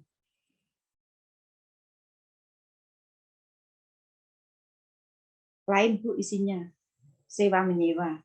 Yang disewa apa? Alat untuk membuat narkoba, ya melanggar. Nah, jadi kuasai dulu. Seorang drafter yang baik akan menguasai formulasinya itu sesuai dengan kaidah-kaidah hukum yang ada. Sesuai asasnya, sesuai undang-undangnya. Mengerti pasal-pasal yang dilarangnya. Karena isi nanti, kesepakatan nanti akan berlaku sebagai undang-undang buat para pihak. Akan berlaku sebagai undang-undang. Tidak ada dusta antara para pihak. Karena membuat perjanjian ini sebagai alat bukti. Ya, kenapa ditulis? Perjanjiannya lisan. Ya, lidah tidak bertulang. Perjanjiannya tertulis karena berlaku sebagai alat bukti bagi kedua belah pihak. Dia bilang A, si ini bilang A aksen. Yang benar yang mana? Kalau cuma ngomongnya katanya dia mau nikahin saya kok tanggal 13 Agustus. Buktinya mana? Kemudian ditinggal nikah, aku dijodohkan orang tua aku. Loh, dia janji. Mana janji? Nggak ada bukti. Tapi kalau ada kesepakatan, kalau orang nikah gampangnya ada talik dan talaknya. jika sewaktu-waktu saya meninggalkan istri saya. Nah, karena apa? Tidak memberi nafkah dalam 3 bulan berturut-turut, maka bolehlah seorang istri mengajukan talak. Ada tulisannya. Tadi seperti yang sewa menyewa. Jika dalam jangka waktu 1 bulan sejak ditandatangani perjanjian ini, pihak penyewa tidak membayar seluruh harga sewa, maka perjanjian ini bisa dibatalkan, dianggap 1 tahun, atau bagaimana. Itu yang ngerti adalah para pihak. Yang bikin kontraknya hanya menuangkan kehendak. Kalau yang bikin kontraknya adalah notaris, kami bukan pihak siapa-siapa, tidak membela kanan, tidak membela kiri, karena seorang notaris harus amanah, jujur, tidak berpihak. Jadi apa yang ditulis ya benar-benar. Formulasikan kehendak para pihak itu sebaik-baiknya. Sampai sepakat ngumpul bahwa ini loh yang dikehendaki. Bahwa ini yang dikehendaki harus dibuat dalam tata kalimat, tata kata, tata bahasa yang dimengerti para pihak. Kalau saya mengistilahkan, jangan masuk lubang walaupun sekecil apapun. Karena kalau bahasa ini atau tata kata, tata kalimat, dan tata bahasa ini, jika tidak dimengerti secara sempurna atau menimbulkan keraguan-keraguan, pasti nanti berimplikasi pada setelah ditandatangani. Begitu sampai rumah dibaca kok kayak gini ya, ya biarin, taruh. 2 tahun kemudian, loh kok seperti ini, nggak lengkap. Sopo sing tanggung jawab? Akan menimbulkan wan prestasi. Kalau menimbulkan wan prestasi, bikin kepala puyeng. Dengan ditantumkan dalam tata kata, tata kalimat, dan tata bahasa yang baik, mudah dimengerti, maka pencantuman ini harus secara rigid, secara terinci mengenai pokok-pokok perjanjian yang dianggap perlu. Harus diterangkan secara detail apa yang menjadi hak dan kewajibannya. Tidak ada perjanjian hanya mengatur hak, tidak pernah mengatur perjanjian. Kewajiban. Karena setiap isi dari perjanjian harus seimbang. Kalau merugikan salah satu pihak itu namanya etikatnya sudah tidak baik. Oleh karena itu tidak salah kalau pasal 1338 KUH Perdata menyebutkan bahwa perjanjian berlaku sebagai undang-undang. Kalau kamu tahu undang-undang, undang-undang ini mesti ditaati oleh kedua belah pihak. Mana ada undang-undang yang mewajibkan seluruh warga negara Indonesia untuk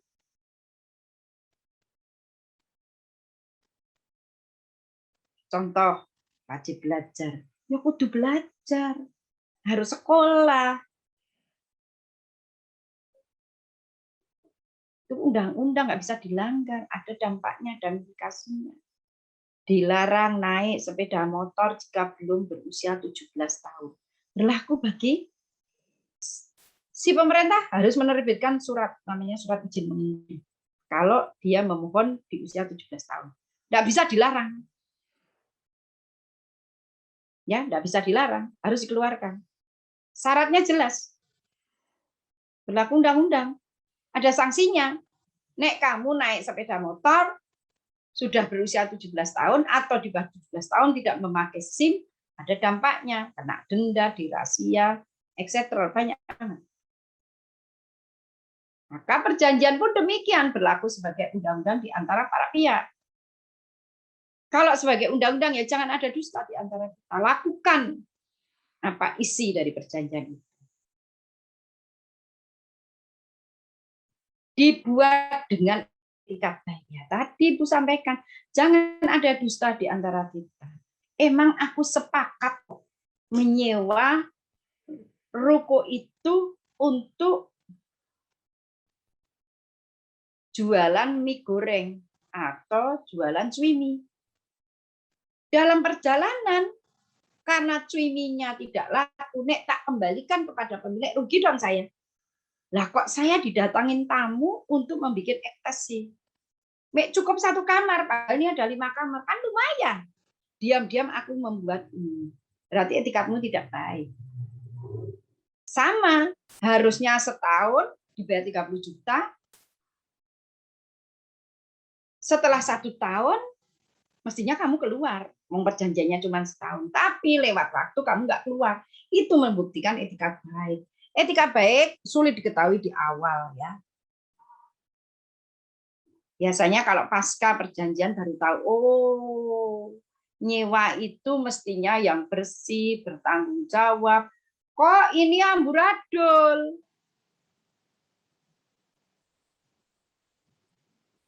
Kok dikembalikan kondisi kayak gini? Atau tidak dikembalikan-kembalikan? Karpe piye itu?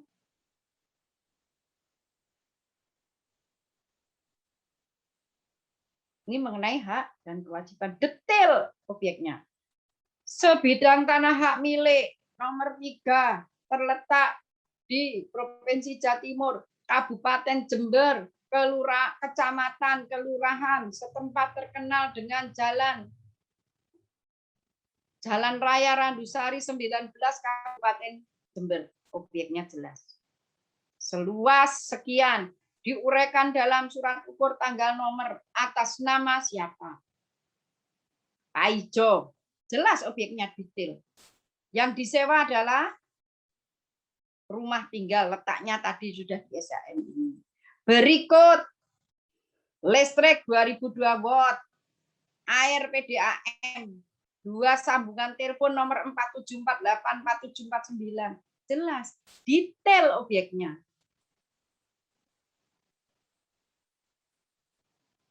Supaya tidak bisa dilarikan ke sana kemari.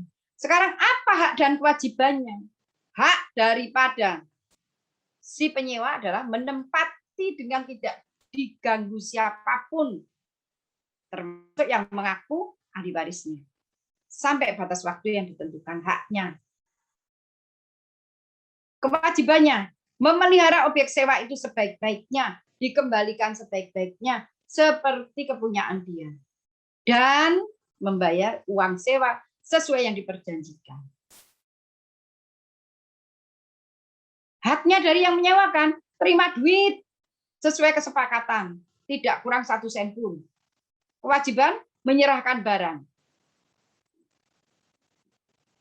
memakai tanpa dihalang-halangi, itu kewajiban. Dijelas.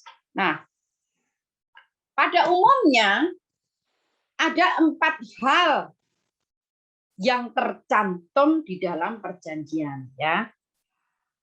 Bisa klausula definisi. Bisa disebutkan misalnya tadi sewa menyewa. Sewa menyewa adalah ambil ketentuan dalam BW. Tulis detail. Itu klausula definisi sewa menyewa apa? Oh, yang disewa adalah sertifikat. Sertifikat disebutkan di situ. Klausula definisi, sertifikat, jangka waktu. Tadi 1 sewa menyewa adalah, 2 sertifikat tanda bukti AH, jangka waktu adalah jangka pemakaian. Bisa ditulis? Bisa. Lengkap. Lebih baik lengkap. Kalau nggak ada 4 klausula definisi gimana, Bu? Nggak masalah. Yang penting kembali lagi bahwa harus mencantumkan hal yang pokok, detail, ada hak dan kewajibannya. Mau lebih rigid lagi, lebih detail lagi, ditulis seperti ini. Klausula definisi. Pasal yang mengatur tentang berbagai definisi. Pasal 1, judulnya definisi. satu, seperti kalau orang bikin tesis, disertasi atau skripsi, kan ada definisi operasional. Ini definisi sewa menyewa. Orang mungkin nggak ngerti sewa menyewa di apa toh, diuraikan. Yang disewa adalah sertifikat. Sertifikat itu apa toh? Tanda bukti hak. Jangka waktu itu apa? Isi-isi yang ada di dalam perjanjian itu yang sekiranya awam tidak mengerti boleh ditulis di dalam klausula definisi. Misalnya asuransi, saya nggak ngerti asuransi. Nah, itu tulis di situ di klausula definisi. Sama kalau perjanjian kredit juga itu ditulis di situ. Siapa yang disebut bank? Kalau syariah ya, apa yang disebut misbah? Kalau itu konvensional bunga, denda, bunganya in arrears, itu cara perhitungan bunga dengan cara perhitungan bunga menurun. Bunga tetap adalah, nah itu boleh ditulis di dalam klausula definisi. Kemudian klausula transaksi, transaksional. Apa klausulanya? Ditulis dalam pasal-pasal di situ tentang adanya transaksi yang dilakukan oleh para pihak. Transaksinya adalah mobil. Nah, kalau mobil, tulis objek jual belinya, pasal 2 objek jual beli. Sebuah kendaraan roda 4. Cat warnanya apa? Spesifikasinya ditulis. Nomor mesin, nomor rangka, nomor polisi, nomor BPKB, kwitansi, alamat BPKB, apa kalau sudah tulis lengkap di situ. Kalau itu rumah, ya ditulis. Objeknya yang akan dibeli ditulis secara rigid. Ya ditulis. Sebidang tanah, hak milik, nomor. Diuraikan dalam surat ukur tanggal, nomor.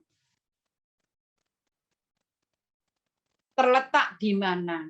Atas nama siapa? Kapan pengeluaran sertifikatnya? Apakah yang dijual tadi tanahnya saja atau bangunannya? Tulis rigid. Kalau tanahnya saja ya ditulis sebidang tanah. Kalau ada bangunan tambahin bawahnya. Sebidang tanah dengan sertifikat nomor 3 diuraikan dalam surat ukur tanggal nomor seluas atas nama terletak berikut semua dan segala sesuatu yang berdiri serta tertanam di atas tersebut antara lain bangunan rumah tinggal, telepon, listrik. Nah, sebut spesifikasi secara lengkap. Kalau mobil porsinya Recaro, tulis selengkap-lengkapnya. Jangan sampai masuk gray area. Kemudian klausula spesifik. Apa hal-hal yang ada di situ spesifikasi khusus yang membedakan objek satu dengan yang lain. Tadi sudah disebutkan kan? Mobil. Nah, spesifikasi khususnya adalah dengan tempat duduk mobil Recaro. Peleknya apa? Karena khusus. Misalnya dibeli mobil Fairfire, tapi Fairfire-nya ada spesifikasi khusus, ada TV sekian N, ada kan beda dengan mobil pada umumnya yang keluar dari dealer hanya disebutkan secara umum bahwa Fairfire itu seharga sekian dengan spesifikasi ini titik. Tapi kalau dirubah tempat duduknya tinggal 2 di depan, 2 di belakang dengan layar yang tertutup, diberi TV 50 inch dengan handle seperti ini, dengan remote ini, mungkin tempelan-tempelannya yang seharga mahal-mahal, disebut boleh. Dengan kabel-kabel yang sudah diganti, karena kabel biasa dengan kabel yang khusus, per meternya sangat jauh.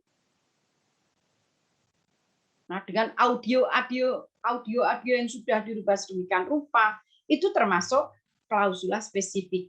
Dengan spesifikasi objek jual beli adalah tadi transaksinya sudah jelas mobil, tapi spesifikasi khususnya adalah mobil yang sudah dirubah bla bla bla. Detail diuraikan supaya nggak keliru. Oh, ini loh objeknya memang ini. Ya. Klausula transaksi, contoh kalau itu rumah. Klausula transaksinya rumah ini. Spesifikasi khususnya apa? Spesifikasi khususnya adalah itu sarang burung walet yang bangunan gedungnya tertutup warna hitam, di situ di dalamnya terdapat sarang burung walet. Bla bla. Boleh, enggak ada masalah.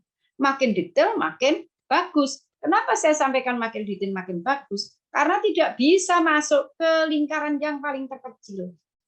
Yang bikin orang mumet itu tidak bisa. Karena sudah jelas semuanya tertulis di situ. Kemudian klausula ketentuan umum. Klausula ketentuan umum itu bisa denda. Termasuk itu ketentuan umum. Karena setiap jual beli tidak dibayar lunas, ada denda. Kecuali memang jual belinya diangsur, pasti ada denda, nggak boleh ada denda. Kecuali membuat akta PPAT ya. Akta PPAT itu tunai dan terang. Cul duit, cul barang. The same moment, the same day. Begitu barang diserahkan, harga dibayar. Tapi kalau kita membuat kontrak drafting di luar khusus tadi akta PPAT, di luar akta dengan objek tanah, boleh dengan angsuran, nah itu khusus itu. Di situ disebut denda karena dia ngangsur, nek nggak ngangsur sekian berapa, apakah uangnya hangus atau dan lain sebagainya. Kemudian penyelesaian sengketa. Aku milih penyelesaian sengketa musyawarah mufakat. Setelah itu pakai arbitrase atau saya minta musyawarah mufakat. Setelah itu lewat pengadilan agama atau pengadilan negeri. Pemberitahuan. Nah, pemberitahuan jika ada yang tidak enak atau tidak pas atau ada akan dilakukan tambahan dan sebagainya, pemberitahunya alamat ini di sini, alamat itu di situ. Alamat pihak pertama di mana, alamat pihak kedua di mana, itu pemberitahuan. Nah, tentunya seorang drafter harus memberitahu implikasi. Kalau sudah musyawarah mufakat, kalau nggak selesai diapain ini? Karena bisa jadi musyawarah mufakat tidak pernah terpenuhi. Oh, saya pakai arbitrase. Kamu ngerti implikasi hukumnya kalau sudah milih arbitrase? Itu final and binding. Berarti wes selesai. Apa yang dijatuhkan, pilihan ditentukan oleh hakim, ya wes, salam. Dah suka tidak suka, laksanakan. Aku lewat pengadilan agama. Oh ya, dasarnya ini implikasinya seperti ini. Aku lewat pengadilan negeri. Ya, pengadilan negeri itu berjenjang. Sanggup? Sanggup. Ya sudah ditulis. Tadi sepakat menulis perjanjiannya dalam bahasa Inggris. Penyelesaian hukumnya. Bahwa setiap dispute kembali ke bahasa Indonesia. Baru akan ditentukan pilihan hukum. Padahal sama-sama orang Indonesia, tapi gaya. Mau ditulis perjanjian itu dibuat dalam bahasa asing. Boleh saja, tapi kembali lagi ke dalam bahasa Indonesia. Nah, ada juga tentang accept clause. Accept clause itu biasanya memuat tentang one prestasi atau force majeure. Boleh ada klausula di situ? Boleh. Contoh kalau sewa menyewa. Karena kelalaian penyewa,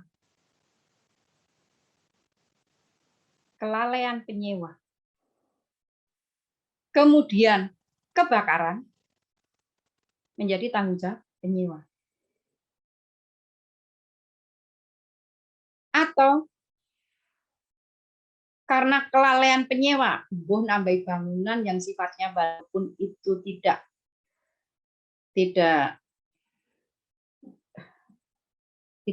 pasti, tidak permanen, tapi menjadikan salah satu bangunan itu menjadi runtuh, maka menjadi tanggung jawab penyewa. Except clause. Tapi bisa jadi karena bangunan itu ternyata dimakan rayap kemudian runtuh, bukan tanggung jawab penyewa. Atau karena force majeure, contoh act of God, campur tangan Tuhan. Karena ada gempa bumi runtuh, ya sudah, penyewanya kan enggak tahu. Nah, gempa bumi yang nyuruh bukan penyewa kok. Tahu-tahu gonjang-ganjing, langit gelap, duduk brol, rusak rumahnya. Penyewa disalahkan? Enggak. Oh, ternyata ada gempa dengan skala Richter 6. Pusat epicentrumnya ada di dekat Unet misalnya. Nah, nyewanya di daerah situ. Ambruk, ya sudah. Itu force majeure. Act of God, campur tangan Tuhan, bukan kehendak para manusia. Manusia maunya aman-aman saja. Tapi karena kelalaian, nggak bisa termasuk except clause. Pengecualian, nggak bisa. Nah, kemudian di situ dapat pula diatur mengenai wan prestasi. Wan prestasi itu suatu keadaan di mana tidak dapat dipenuhinya prestasi, ya. Tidak melakukan prestasi, sebagian melakukan prestasi, terlambat melakukan prestasi, atau melakukan prestasi yang dilarang. Tanggung jawab siapa? Implikasinya apa? Itu bisa diatur dalam except clause, ya, except clause, pengecualian di dalam isi perjanjian itu sendiri. Nah, kemudian mengenai penutup atau closing. Ibu tulis uraian tentang pembacaan akta. Ini kalau akta notaris harus ditulis. Ya, biar bisa membedakan. Tadi saya lupa di awal itu akta notaris mau untuk kepentingan syariah maupun enggak, itu tetap tidak boleh ditulis normanya, ya, tidak boleh ditulis tulisan-tulisan Arab dengan bismillah, dengan tulisan Al-Baqarah atau tulisan-tulisan lain, karena kalau itu akta notaris yang namanya pembuka atau awal itu dimulai dari judul, tidak boleh ada kalimat lain. Nah, Bu, ini syariah, ya itu tulis dalam lembar lain. Karena kalau sudah menjadi kesatuan, akta itu menjadi tidak otentik. Ya, kalau ditulis Bismillahirrahmanirrahim, baru akad perjanjian musyarakah. Oh, serahkan gue itu. Itu tidak memenuhi ketentuan pasal 38. Aku tadi lupa. Nah, di closing, kalau closing untuk akta di bawah tangan, gampang. Karena cuman di sini aja. Closing untuk akta di bawah tangan untuk menerangkan bahwa perjanjian tersebut dibuat dan ditandatangani oleh para pihak. Perjanjian ini telah dibuat dan diresmikan pada hari dan tanggal sebagaimana tersebut di atas dan dibuat sebagai alat bukti yang sah. Ada ruang penempatan tentang tanda tangan dan nama para pihak. Pihak pertama, erek-erek A. Pihak kedua, erek-erek B. Selesai. Kalau ingin menyebutkan identitas saksi, boleh saja. Sekarang bahkan sudah banyak pernyataan ahli waris, keterangan ahli waris, yang dimulai dari Kota Surabaya, itu saksinya disebut. Ditandatangani di hadapan saksi satu siapa, identitas lengkap, 2 saksi kan harus 2. 1 saksi kan bukan saksi. 2 siapa? Nah, kalau notaris harus urut dari sini sampai sini. Keren tentang pembacaan akta, karena tanpa dibacakan akta notaris bukan akta otentik. Jadi memang seorang notaris itu dibayar kon maca ke akte. Kalau dibaca sendiri boleh. Monggo kalau dibaca sendiri. Buktikan kalau dia dibaca sendiri. Maka di penutup akta selalu ada, di bagian closing selalu ada. Atas permohonan para pihak, akta ini dibaca oleh para penghadap. Bukti dia membaca akta tersebut, maka bagian bawah akan dilakukan paraf. Itu pembacaan akta. Karena kalau tidak dibacakan, akta ini bisa dikategorikan sebagai akta yang bukan otentik. Ya. Kemudian setelah dibacakan, ya, di closingnya akta notaris itu dibuat dan diresmikan. Kenapa ada dibuat dan diresmikan? Padahal di atas sudah disebutkan bahwa menghadap pada 1% notaris Endang Sri Kahurian berkedudukan di Kota Malang. Tetapi ditutup, dibuat dan diresmikan di Jember. Sah enggak, Bu? Sah. Jember itu masuk Provinsi Jawa Timur enggak? Masuk. Berarti sah. Connect yang atas dengan yang bawah. Saya notaris berkedudukan di Kota Malang, ditutup, dibacakan di Kabupaten Jember, masih provinsi. Berarti saya boleh jalan ke sana. Bukan aktanya yang jalan, akta bersama notarisnya jalan ke Kota Jember, ke Kabupaten Jember. Itu kalau notarius. Tetapi kalau berkedudukan di Kota Malang, dibuat dan diresmikan di Jakarta. Jakarta bukan Jawa Timur. Maka akta ini dapat dimohon pembatalannya, kedudukannya untuk di downgrade menjadi akta di bawah tanah. Maka fungsi pembacaan betul. Setelah dibaca, maka ditandatangani oleh para pihak kalau akta notaris. Para pihak langsung menandatangani, nulis jenenge, namanya, saksi, baru notaris. Jadi notaris itu the same day, the same moment harus tanda tangan bareng para penghadap dan saksi. Nah, identitas saksi sudah disebutkan di atas. Saksi identitas sama identitas komparan penghadap itu sama, komparisi. Nama, tempat tanggal lahir, warga negara Indonesia, pekerjaan, dan alamat. Nah, yang terakhir adalah uraian tentang ada tidaknya perubahan. Itu untuk akta notaris. Sempurna enggak? Oh, enggak ada tambahan. Enggak ada renvoy, enggak ada perubahan. Enggak perlu ditulis. Berarti akta itu dibuat tanpa perubahan. Nah, untuk akta di bawah tangan jarang sekali ada perubahan. Karena biasanya sebelum menandatangani akta, untuk hal-hal yang sifatnya besar, mereka mengkomunikasikan. Setelah itu, sebelum bertanda tangan, mereka sudah membuat MOU sendiri. Sepakatnya ini. Baru kemudian membuat akta notaris. Biasanya dirancang seperti itu. Sama tadi pagi saya dimintain, saya tidak pinter bahasa Inggris, tapi dimintain untuk mereview perjanjian yang dibuat oleh PMA.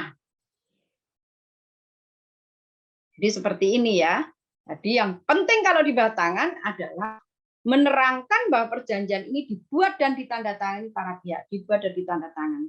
Ingat jangan lupa materai. Memang materai itu tidak menjadikan perjanjian batal.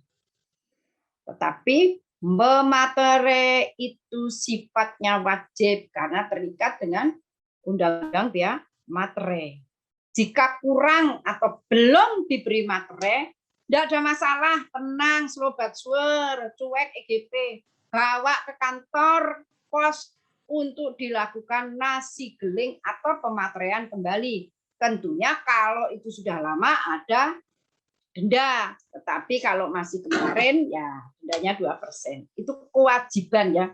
Memberi materai itu kewajiban dalam setiap dokumen. Terutama dokumen yang akan dijadikan alat bukti, maka wajib memberi materai. Materainya cuma Rp10. Daripada kamu nasi geling ke kantor pos, antri lama dengan berikut dendanya. Tuh. Dari semua yang saya sampaikan hampir selama 2 jam, ini bisa disimpulkan seperti ini. Untuk anatomi kontrak dari ujung ke ujung harus diperhatikan syarat sahnya perjanjian. Tidak hanya itu saja, tapi 1337, 1338. Kenapa 1320 menjadi penting? Karena kalau 1320 ini tidak terpenuhi syarat subjektif, maka vernita para objektif nita. Walaupun semuanya harus dengan campur tangan pengadilan.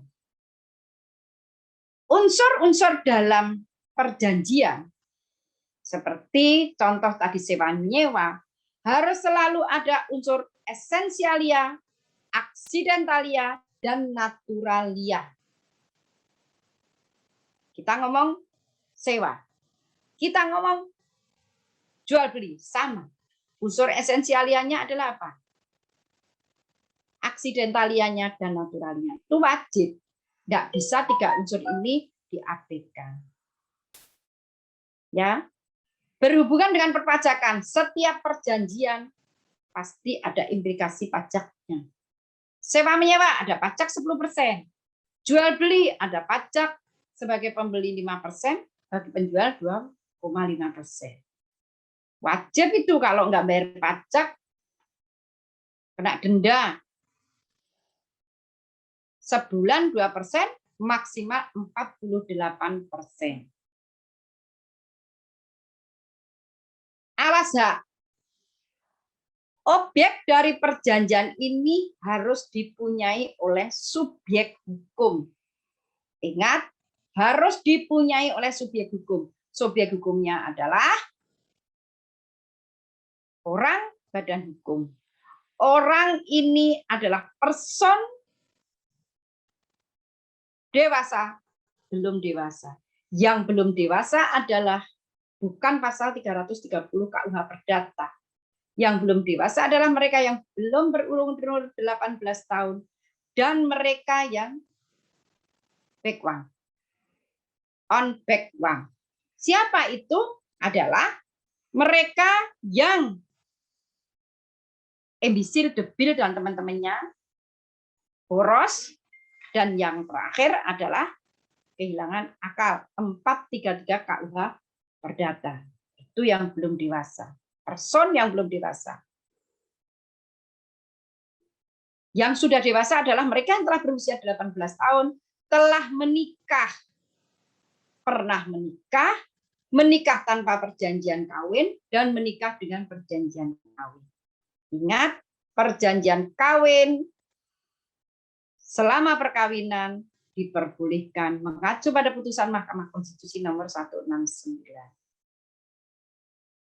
Nah, badan hukum, bagaimana badan hukum yang dianggap sah? Adalah badan hukum yang dibuat sesuai ketentuan undang-undang. Contoh PT Undang-Undang 40 2007. Badan hukum hanya ada 4, PT, koperasi, yayasan, dan perkumpulan yang sampai hari ini belum dirubah dengan Undang-Undang Indonesia. Badan hukum yang sempurna dibuat di hadapan notaris, memperoleh pengesahan dari instansi yang berwenang, Departemen Hukum dan HAM, dan yang terakhir adalah telah diumumkan dari berita negara. Dia bisa sebagai subjek hukum. Nah, masalah pengakhiran, masalah keagrariaan penting, sangat penting menurut saya kalau objeknya adalah hak atas tanah. Ingat, di dalam Undang-Undang 5 tahun 1960 ada namanya hak milik, hak guna bangunan, hak guna usaha, hak pakai, hak pengelolaan. perhatikan subjek hukumnya. Maka kalau subjek hukumnya ini adalah orang asing yang ingin membeli hak atas tanah, maka kita harus melihat ketentuan dalam Undang-Undang 560, di mana di pasal 21 ayat 3 disebutkan, baik karena pewarisan, perkawinan, maka seorang yang berkewarganegaraan asing selambat-lambatnya 1 tahun sejak diperolehnya hak, wajib mengalihkan haknya. Jika tidak, maka akan gugur menjadi tanah negara. Pilihan hukumnya terserah hukum Indonesia, mau intergentil, penyelesaian sengketa, tadi Ibu sudah sampaikan, musyawarah mufakat, mediasi, arbitrase, berarti non litigasi atau litigasi lewat PAPN. Nah, pengakhiran kontrak jika telah dilakukan, nah tergantung dari pilihan masing-masing. Nah, bentuk perjanjiannya ingat bahwa perjanjian ini dibuat sebagai alat bukti. Karena perjanjian dibuat sebagai alat bukti, ingat harus dibuat dalam bentuk yang jelas, jangan secara lisan. Karena kalau secara lisan lidah tidak bertulang. Perjanjian harus dibuat dalam bentuk tertulis. Tertulis karena ada alat bukti. Tertulis bisa tertulis untuk kesepakatan para pihak cukup tanpa campur tangan pejabat umum. Tertulis dengan campur tangan pejabat umum, bisa dibuat dengan cara akta notaris atau dibuat di bawah tangan tetapi dengan cara dilegalisasi maupun diwarnet. Ya, saya rasa itu Bu, cukup saya menyanyi mendalang 2 jam. Kalau ada pertanyaan monggo silahkan. Nggih, matur nuwun Bu Endang.